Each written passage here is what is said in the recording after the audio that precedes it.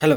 అందరూ నమస్కారం. Movie of 'సకుటుమానం' ఇదొక comedy family drama movie. Family drama scenes కొంచెం ఎక్కువుంటాయి. అవి చూడడానికి కూడా అంత ఇంట్రెస్ట్‌గా ఉండవనమాట. ఇంకా ఈ మూవీలో కామెడీ ట్రై చేయడానికి చాలామంది కమెడియన్స్ ఉన్నారు. బ్రహ్మానందం గారు, సత్య, రచ్చ రవి, తాగుబోతు రమేష్ ఇలా మంచి కామెడీ కాస్టింగ్ ఉన్నా కూడా వాళ్ళని చూసి నవ్వడమే తప్ప గానీ వాళ్ళ నుంచి ఒక మంచి కామెడీ సీన్ కూడా లేదనమాట. ఆ కామెడీ సీన్ కూడా చూడడానికి చాలా రొటీన్‌గా, బోరింగ్‌గా కూడా అనిపిస్తాయి. ఇంకా ఈ మూవీ స్టోరీలోకెళ్తే కళ్యాణ్ ఒక అనాథ. తను చిన్నప్పటి నుంచి అనాథ ఆశ్రమంలోనే పెరుగుతాడు.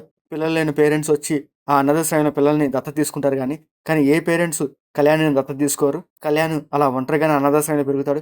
ఇంకా కళ్యాణ్ ఒక జాబ్ చేస్తున్నాడు. జాబ్ చేసినా కూడా తను ఇంకా లోన్లీగానే ఫీల్ అవుతాడనమాట. తనకి ఎటువంటి కష్టం వచ్చినా, బాధ వచ్చినా చెప్పుకోవడానికి నాన్న వాళ్ళంటూ ఎవరు లేరని ఫీల్ అవుతూ ఉంటాడనమాట. తనకంటూ ఒక ఫ్యామిలీ ఉండాలి. తనకి బాధ వచ్చినా, కష్టం వచ్చినా ఆ ఫ్యామిలీతో షేర్ చేసుకోవాలని ఫీల్ అవుతూ ఉంటాడనమాట. అప్పుడు కళ్యాణ్ ఒక ఫ్యామిలీని క్రియేట్ చేయాలనుకుంటాడు. ఆ తర్వాత ఏం చేశాడనేది ఈ మూవీ స్టోరీ అనమాట.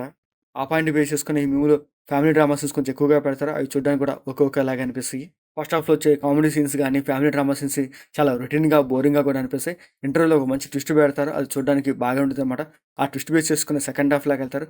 సెకండ్ హాఫ్‌లో కామెడీ సీన్స్ తగ్గి ఫ్యామిలీ సీన్సే కొంచెం ఎక్కువగా పెడతారు. ఆ ఫ్యామిలీ డ్రామా సీన్స్ కూడా చూడడానికి ఒక్కొక్కలాగా అనిపిస్తాయి. ఇంకా ఈ మూవీ డ్యూరేషన్ వచ్చరికి 2 అవర్స్ 10 మినిట్స్ ఉంటది. వాళ్ళు అనుకున్న పాయింట్ చాలా ఎంటర్‌టైనింగ్ చెప్పాలని ట్రై చేశారు.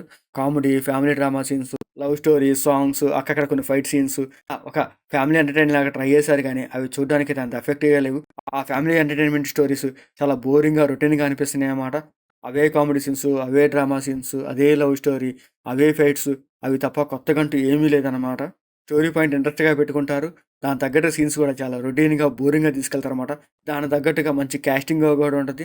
సో, ఈ మూవీలో రాజేంద్ర ప్రసాద్ గారు, బ్రహ్మానందం, సత్య ఇలా మంచి కాస్టింగే ఉంది. సో, వాళ్ళ క్యారెక్టర్స్ ఉన్నా గూడా వాళ్ళ యాక్టింగ్ పెర్ఫార్మన్స్ కూడా బావుంటది గానీ, వాళ్ళ సీన్స్ ఎక్కడ హైలైట్ కావు. ఆ సీన్స్ చూడడం కూడా చాలా రొటీన్‌గా, బోరింగ్‌గా కూడా అనిపిస్తాయన్నమాట.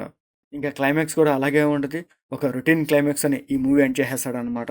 ఇంకా కళ్యాణ్‌గా రామ్ చరణ్ చేశాడు. తన క్యారెక్టర్ బావుంటది. ఆ క్యారెక్టర్ తగ్గట్టు తన యాక్టింగ్ పర్ఫార్మెన్స్ కూడా బాగా ఉంటదన్నమాట. ఇంకా రిమైనింగ్ క్యారెక్టర్స్ కూడా పర్లేదు బాగానే ఉంటాయి. ఇంకా ఈ మూవీలో మ్యూజిక్ డైరెక్టర్ మణిశర్మ గారు. సో, ఆయన మార్క్ సాంగ్స్ ఎక్కడ ఈ మూవీలో లేదనమాట.